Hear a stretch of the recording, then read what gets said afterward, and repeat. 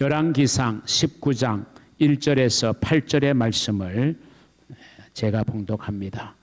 아합이 엘리야가 행한 모든 일과 그가 어떻게 모든 선지자를 칼로 죽였는지를 이세벨에게 말하니 이세벨이 사신을 엘리야에게 보내어 이르되 내가 내일 이맘때에는 반드시 내 생명을 저 사람들 중 한 사람의 생명과 같게 하리라.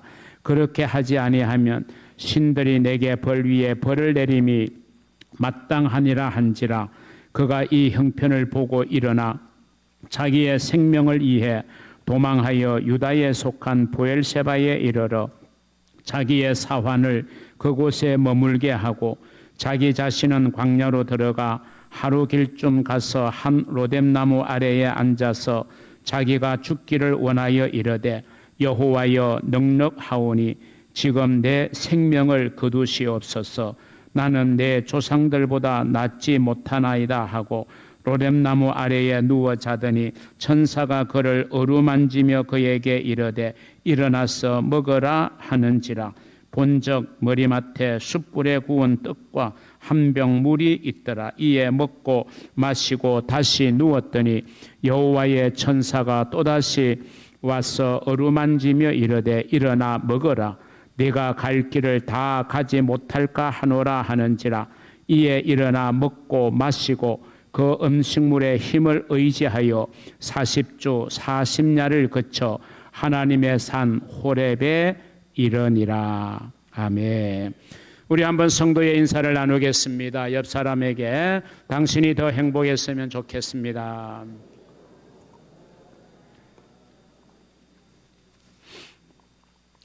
오늘 여러분과 함께 나눌 말씀의 제목은 삶의 위로, 이런 제목의 말씀이 되겠습니다. 이 땅을 사는 인생치고 나는 위로가 필요 없어요 라고 말할 수 있는 사람은 저는 단 한 사람도 없다 이렇게 생각합니다. 누구나가 다 삶을 살다가 보면 때로는 힘겹게 느껴지고 때로는 지치게 되고 때로는 힘든 상황 속에 처하게 될 때 사람에게는 정말 위로가 필요한데 세상이 주는 위로 또 사람이 주는 위로는 일시적일 뿐만 아니라 제한적이겠죠. 진짜 위로는, 진짜 삶에 필요한 위로는 위로부터 주어지는 하나님의 위로가 우리가 진짜 필요로 하는 위로가 아닐까 이런 생각을 하게 됩니다. 특별히 오늘이 어버이 주일인데요.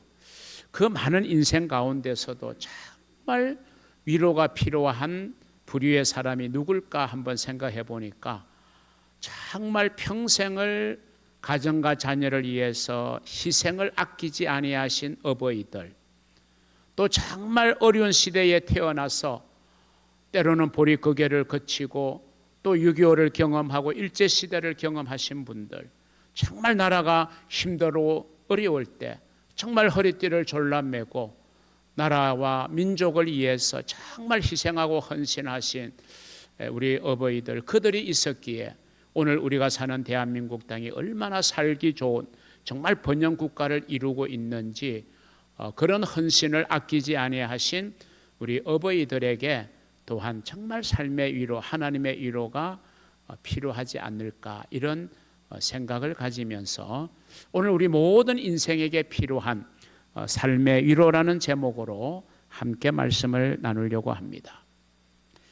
우리들의 삶에는 우리를 지치게 하고 그래서 낙심하고 좌절하게 하고 절망하게 만드는 일들을 우리는 어쩔 수 없이 많이 겪게 됩니다. 이런 것들을 우리가 잘 해결하지 못하고 그 강도가 점점 더 심하게 되면 사실 우리 사람들은 일상의 삶이 자꾸 헝클어지고 흐트러지게 됩니다. 그러다 못해는 결국 무력증에 빠지게 되고 그게 더 심해지면 이제 우울증에 빠지게 되는 정신적 질환으로 이어지기도 합니다. 이런 현상은요, 우리의 몸, 우리의 마음에도 나타나고 심지어 우리의 영적으로도 우리를 깊은 침체 가운데 빠지게 만드는 그런 요소로 작용하기도 합니다. 오늘 본문인 열왕기상 19장에 나오는 엘리야 선지자, 우리가 평소에 알고 있던 엘리야의 모습이 전혀 아닙니다. 위대한 하나님의 사람 엘리야 선지자의 모습이라고는 조금도 찾아볼 수 없는 한 연약한 인간의 모습에 불과한 엘리야의 모습을 우리는 이 열왕기상 19장에서 발견하게 됩니다. 우리가 알고 있는 엘리야의 그 위대한 모습은 무엇입니까? 당시에 막강한 권력을 가지고 있는 아하방 앞에 나타나서도 당당하게 하나님의 말씀을 선포했던 엘리야였습니다. 그리고 엘리야는 왕과 모든 신하들과 또 백성들을 향하여 이렇게 말합니다. 다른 선포가 있지 아니하면 이스라엘 땅에 비가 오지 않을 것이라고 하는 하나님의 뜻을 예언으로 전합니다. 여러분, 어느 누군가가 나타나서 여러분이 살고 있는 이 땅에 앞으로 특별한 선포가 있지 않으면 계속해서 비가 내리지 아니할 것입니다, 그렇게 말한다면 누가 그 이야기를 좋아하겠어요? 누가 그 이야기를 달갑게 받아들일 수 있겠어요? 아니, 비가 내리지 아니하면 얼마나 불편하고 어려움이 얼마나 많이 생길 텐데, 그런데 여러분, 그거 조금도 시선을 두려워하지 않고 하나님의 뜻을 그렇게 가감없이 선포했던 엘리야 아니었습니까? 더군다나 직전 열왕기상 18장에서 엘리야는 갈멜산에서 그동안 그 당시에 막강한 세력을 가지고 또 아합왕과 이세벨 왕후의 적극적인 지원을 받고 있던 바알과 아세라를 섬기는 거짓 선지자 850명, 그들과 대결을 신청하여 850대 1, 그 1이 바로 엘리야 아니었습니까? 그 대결에서 당당하게 승리하며 하나님이 진짜 하나님임을 만천하에 나타내었던 선지자 중에 선지자, 그 사람이 바로 엘리야였습니다. 그렇게 하나님의 살아계심을 나타내고 한 사환이 하늘에 구름 조금 한 점이 보인다는 이야기를 듣고, 아, 이것이 하나님이 이제 주시는 영적 신호구나를 깨닫고 그는 갈멜산 꼭대기에 엎드려 기도합니다. 그러니까 그 구름이 점점 커지면서 3년 6개월 동안 비가 내리지 않았던 이스라엘 땅에 비가 내리기를 시작하는 것, 이것이 열왕기상 18장까지의 내용이었어요. 이처럼 당당하고 패기 넘치는 엘리야의 모습은 온데간데 없어지고, 지금은 먼 길 광야로 도망쳐서 로뎀나무 아래에 주저앉아서 하나님, 지금 이 시간에 내 생명을 거두어 가 달라라고 죽기를 구하는 처지로 전락해버리고 말았던 것입니다. 세상적인 표현으로 말하면 완전 바닥을 헤매는 인생, 밑바닥 인생까지 그는 내려가고 있었습니다. 어떻게 이처럼 한순간에 사람이 이렇게 변할 수 있습니까? 이건 비단 엘리야의 모습만은 아닐 것입니다. 저의 일생 속에서 제가 보였던 일부분의 모습이기도 하고, 여러분 한 사람 한 사람의 모습이기도 하다는 사실을 우리는 부인할 수가 없을 겁니다. 우리가 살아가는 우리의 삶 속에 너무 힘들고 또 지치고 쓰러지요. 한없이 우리가 무기력해지고 내가 할 수 있는 일이 과연 무엇인지 모르고, 내가 앞으로 이 파고를 어떻게 넘어가야 할지, 무엇을 해야 할지, 내 인생이 막막하게 생각되어지는 그런 순간에 우리가 처해 있다면, 오늘 우리는 하나님이 그런 엘리야를 어떻게 회복시키시는지를 우리는 똑똑하게 기억하고 살펴볼 필요가 있을 것입니다. 삶의 의욕을 잃어버리고 우리가 지칠 대로 지쳐 있고 우리가 정말 축 처져 있는 그런 상태로 내몰린 우리의 인생, 그 인생이 다시금 힘을 얻고 회복되려고 하면 어떻게 해야 할까? 이것을 오늘 하나님은 엘리야를 통해서 우리에게 잘 교훈하고 있습니다. 그 첫 번째는 지칠 대로 지친 육체를 어루만져 주시는 하나님의 손길을 우리는 사모해야 됩니다. 그래야 우리는 일어날 수 있습니다. 우리 하나님께서는 엘리야의 지칠 대로 지친 육체를 어루만져 주심으로 그를 회복시켜 주셨음을 오늘 우리는 본문을 통해서 발견하게 됩니다. 5절을 보세요. 로뎀나무 아래에 누워 자더니 천사가 그를 어루만지며 그에게 이르되 일어나서 먹으라 하는지라. 여러분, 이 말씀에서 어루만지며라고 하는 이 히브리어는 노게아르라고 단어를 썼습니다. 이 노게아르라고 하는 이 말씀의 뜻은요, 엘리야의 그 지친 몸을 지속적으로 한두 번 터치해주고 마는 게 아니라 지속적으로 어루만진다는 의미도 되지만, 그렇게 어루만짐으로써 엘리야가 다시금 피곤을 또 지침을 회복하고 일어난다, 엘리야를 깨운다라고 하는 그런 의미로도 이해할 수 있는 단어, 그게 노게아르라는 히브리어입니다. 하나님은 무엇보다도 엘리야의 몸이 얼마나 많이 지쳐 있는지를 잘 알고 계셨습니다.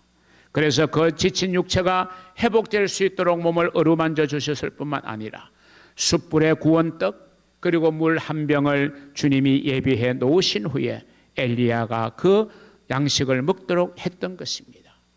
그리고 엘리야에게 지친 육신을 회복할 수 있도록 깊은 단잠을 허락하시고 회복의 시간을 가지도록 하셨습니다. 하나님은 지쳐있는 엘리야의 몸이 회복되어야 그가 걸어가야 될 사명의 길을 잘 달려갈 수 있고 그가 감당해야 될 주어진 사명을 끝까지 감당할 수 있다는 걸 아셨기 때문에 그의 육체를 어루만지시며 그에게 새 힘을 주셨던 것입니다. 오늘 이 시대도 저와 여러분이 너무 지칠 때 하나님은 천사를 통해서, 천사가 어떤 방법으로 우리에게 보냄을 받을지 모릅니다. 내 이웃일 수도 있고 내 가족일 수도 있고 내 친구일 수도 있고 내 동료일 수도 있습니다. 그 사람의 그 따뜻한 위로, 따뜻한 손길에 내 지친 몸이 회복되는 경우도 있고, 또 하나님은 사랑하시는 자에게 잠을 주신다고 시편 기자는 말하고 있기 때문에 깊은 숙면을 통해서 또 지친 육신을 우리 하나님이 어루만져 주시고 회복해도 해 주십니다. 다양한 방법으로 하나님은 우리가 다시금 일어설 수 있도록 새 힘을 주시는 하나님이심을 믿으시기를 바랍니다. 하나님은 우리의 영혼에만 관심을 갖고 있다, 이렇게 생각하면 잘못 생각하는 거죠. 물론 우리의 영혼에 대한 관심이 지대하죠. 왜? 하나님은 우리에게 영혼을 불어넣어 주셨거든요. 그럼 영혼만 하나님이 우리에게 불어넣어 주셨느냐? 우리의 육체를 하나님이 흙으로 빚어 만드셨잖아요. 육체도 만드시고 영혼도 불어넣어 주신 거예요. 하나님의 관심사는 영혼에만 있는 게 아니라 우리의 육신, 우리의 육체에도 하나님의 관심사가 있다는 사실을 기억하시고, 우리가 피곤하여 쓰러지려고 할 때 하나님은 우리의 육신을 영혼의 건강 못지않게 우리의 육체의 건강을 소중히 여기고 계심을 성경은 말씀하고 있습니다. 데살로니가전서 5장 23절을 보시면 평강의 하나님이 친히 너희를 온전히 거룩하게 하시고 또 너희 온 영과 혼과 몸이, 여러분 동격입니다. 우리의 영이 소중합니다. 우리의 혼이 소중합니다. 그만큼 우리의 몸도 소중합니다.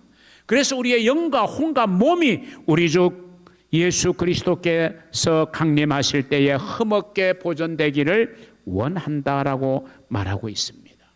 그렇습니다. 그렇기 때문에 우리 믿음의 성도들은 육신의 관리도 잘 해야 됩니다.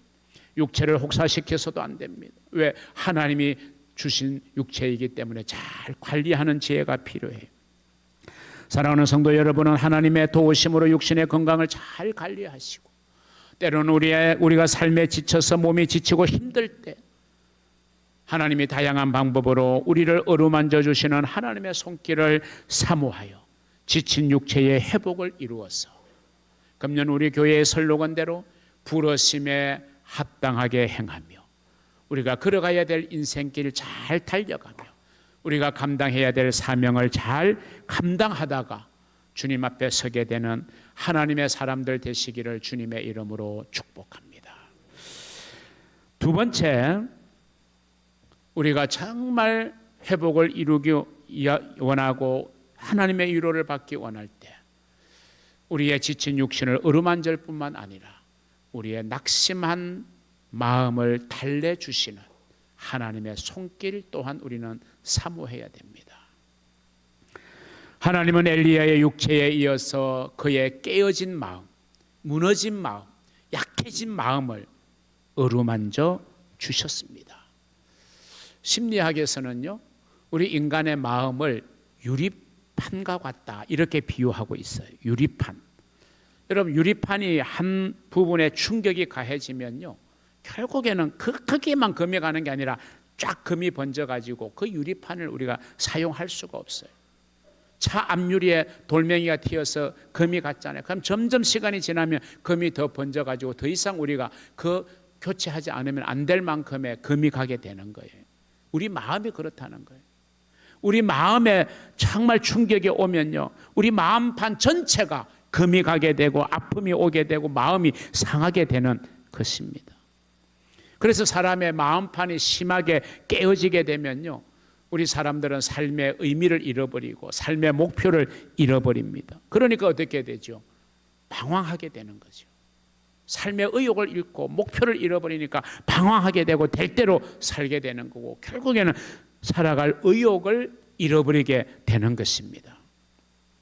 엘리야의 마음이 얼마나 많이 상해 있었는지 오늘 본문은 이렇게 말씀합니다. 본문 4절을 보시면, 자기 자신은 광야로 들어가 하루 길쯤 가서 한 노뎀나무 아래에 앉아서 자기가 죽기를 원하여 이르되, 여호와여 넉넉하오니 지금 내 생명을 거두시옵소서. 나는 내 조상들보다 낫지 못하나이다. 자기 자신에 대한 자책과 더불어, 하나님, 나 여기까지만 살아도 돼요. 지금까지 살아온 게 넉넉해요. 이제 내 죽어도 여한 없어요. 여러분, 이게 모든 일을 다 이룬 다음에 한 이야기가 아니에요. 지금 얼마나 마음이 힘들면 차라리 내가 죽는 게 낫겠다. 사는 것보다 죽는 게 낫겠다. 그러니까 하나님, 내가 넉넉하게 생각할 테니까, 내가 조금 더 달리 생각 안 할 테니까 지금 내 생명을 좀 거두어 가달라. 내가 너무 힘들다. 내기가 너무 내 마음이 힘들고 괴롭다. 지금 그런 표현의 엘리야의 고백입니다. 왜 그 당당하고 정말 기세가 등등하던 엘리야가 이렇게 마음이 무너지고 깨어지고 이렇게 한없이 추락되고 약해졌을까? 거기에는 몇 가지 요인이 있겠죠. 우리 사람들이 대부분 그렇습니다만, 먼저 우리가 아주 큰 일, 대단한 일을 하고 나면 그 다음에 우리 마음에 좀 허전함, 공허감이 찾아오게 돼요. 그 공허감을 우리가 이겨내지 못하면 결국 마음의 균형이 깨트려지게 되는 것입니다. 우리가 무슨 큰 일을 하고 나면 그 일을 하고 난 뒤에 우리가 좀 허전한, 또 공허한 마음이 드는 그런 경험을 여러분 많이 해보셨을 거예요. 그리고 다음으로 왜 또 마음이 깨트려졌을까 할 때, 엘리야는 나름의 기대가 있었을 겁니다. 그런데 그 기대가 충족되는 게 아니라 실망으로 연결돼요. 이 기대와 실망이 그의 마음이 또 깨트려지게 되는 거예요. 무슨 말입니까? 엘리야는 하나님의 사람으로 하나님을 철저하게 섬겨잖아요. 바알과 아세라, 거짓 선지자, 이방 종교를 용납하지 않아요. 우상을 용납하지 않아요. 그래서 막 850명과 대결을 자청한 거 아닙니까? 이게 사실 목숨을 건 대결이거든요. 엘리야 입장에서는. 왜 그랬겠어요? 뭐 자기의 영웅 심리? 아니면 자기를 과시해보고자? 아니에요. 하나님의 사람으로서 지금의 현실이 너무 안타까운 거예요. 자, 하나님의 통치권을 부여받은 아합은 어떻습니까? 그리고 그의 부인 이세벨 왕후는 어떻습니까? 하나님을 두려워하고 섬기기는커녕 바알과 아세라를 다 숭배하게 만들고 그 거짓 선지자들을 뒤에서 적극적으로 후원해 주면서 그렇게 지금 빠져 있는 거예요. 그러다 보니까 왕궁에 있는 신하들조차 다 하나님을 등지고 사는 거예요. 일반 백성들은 어떠냐? 일반 백성들조차도 그 권력 앞에서, 그 무시무시한 권력 앞에서 숨을 죽이고 정말 하나님을 찾지 못하고 있는 거예요. 너무 안타까운 거예요. 엘리야 입장에서 보면 안 되겠다. 우리가 섬겨야 될 하나님이 진짜 하나님이고 이 바알과 아세라는 우상에 불과하고 아무것도 아니라는 걸 한번 내가 당당하게 나타내 보이면 좀 백성들이, 사람들이 주께로 돌아오지 아니할까, 이런 기대감을 충분히 할 수 있었을 겁니다. 그래서 850명과 대결을 하는 거예요. 갈멜산에서 850명이 별의별 방법을 다 써도 하늘에서 불이 내리지 않아요. 이제 엘리야 차례가 됩니다. 하나님 앞에 기도합니다. 뭐 거짓 선지자처럼 뭐 몸에 자해를 가하고 막 칼로 찢고 별의별 방법을 쓰지 않아요. 그냥 인격적으로 기도합니다. 이게 그 순간에 하늘에서 불이 내려오는 거예요. 그래서 엘리야가 쌓은 제단에 하나님의 불이 임하는 거예요. 이제 승리는 끝난 거예요. 결판 난 거예요. 하나님이 진짜 하나님이잖아요. 그리고 850명을 다 쳐 죽인 겁니다. 그러니까 이런 일을 했으니 야 이제 좀 백성들이 하나님께로 돌아오겠다. 이제 좀 아합 왕이나 이세벨 왕후가 좀 아차 싶어가지고 내려놓고 좀 하나님께로 돌아오지 않을까 이런 기대감이 있었을지 몰라요. 그런데 지금 이 아합에게 이 내려온 갈멜산에서 내려온 엘리야에게 들린 소식이 뭡니까? 이세벨 왕후가 신하를 보내요. 야, 내가 내일 이맘때에 너의 생명을 네가 죽인 850명처럼 내가 똑같이 너를 죽이겠다. 이 말이 딱 전해진 거예요. 뭐 그래도 두려워하지 않을 수 있는데 그 말을 듣는 순간 그냥 무너져 버리는 겁니다. 야, 내가 이렇게 대단한 일을 하고 이렇게 하나님을 나타내는 이 일을 했는데도 전혀 변화될 기미도 없고 자기를 호응하는 백성들도 생겨나지 않고 그냥 실망감이 확 밀려오는 거예요. 그러니까 마음이 한순간에 깨트려지고 무너진 것입니다. 그리고 마지막으로 그렇게 막 진액을 쏟다가 보니까 이게 보통 일이겠어요. 850대 1의 대결이 정말 질제대로 지친 육체 탓에 이제 그의 마음도 깨트려지고 무너졌을 것이다. 이렇게 우리는 생각합니다. 우리가 충분히 공감이 될 수 있는 엘리야의 상황이 아닐까. 자, 엘리야는 이 모든 이유가 겹치면서 그의 마음판이 완전히 깨어지고 산산조각이 나지 않았을까 이렇게 생각해 봅니다. 바로 그때 그런 엘리야에게 하나님이 찾아오신 거고 지칠 대로 지친 육체도 어루만지고 회복되게 해주셨을 뿐만 아니라 이제 그 다음 단계로 엘리야의 마음을 어루만져 주심으로 엘리야뿐만 아니라 이 사건을 우리가 배우게 되는 우리 모든 시대의 사람들, 믿음의 사람들, 참된 위로, 참된 회복은 세상으로부터 얻을 수 있는 게 아니라 하나님께로부터 와야 되는구나. 이걸 우리에게 보여주는 것입니다. 오늘 저와 여러분에게도 하나님의 위로가 필요합니다. 여러분의 마음이 많이 아프십니까? 지칠 대로 지쳐 있습니까? 다른 곳에서는 우리가 기댈 곳이 없어요. 하나님의 위로가 저와 여러분에게 임하기를 주의 이름으로 축원합니다. 하나님의 위로는 우리로 하여금 다시 시작할 수 있는 용기를 줍니다. 하나님의 위로는 눈앞에 문제에 머물러 있던 우리의 시선을 들어서 저 멀리 하나님을 바라보게 만듭니다. 하나님의 위로는 현실 속에서 어떻게 살아가야 하는지에 대한 분명한 지혜와 믿음을 우리에게 제공하여 주고 있으며 지금 여기 나의 삶을 포기하지 않고 다시금 일어날 수 있는 그런 용기와 힘을 하나님의 위로는 우리에게 주고 있는 것입니다.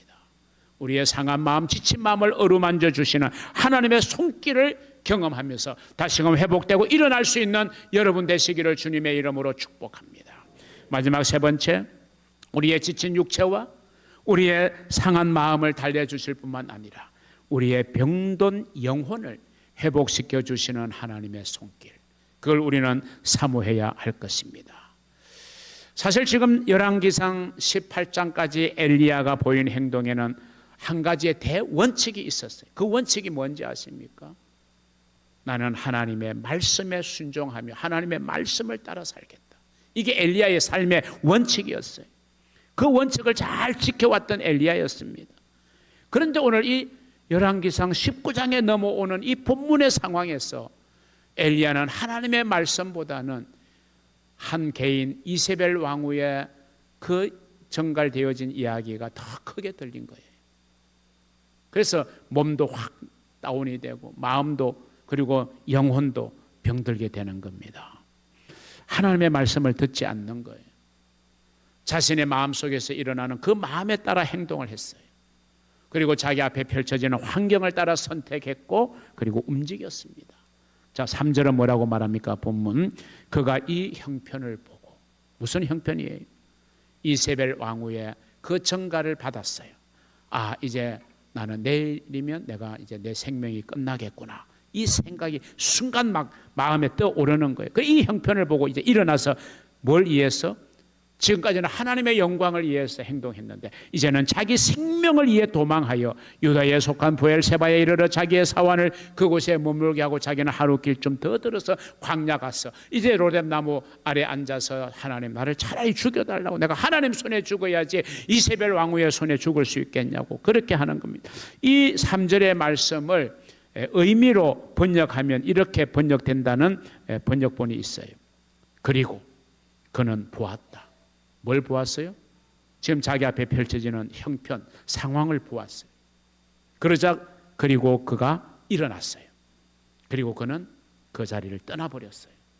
이게 지금 열왕기상 19장 3절의 원문 그대로의 번역입니다.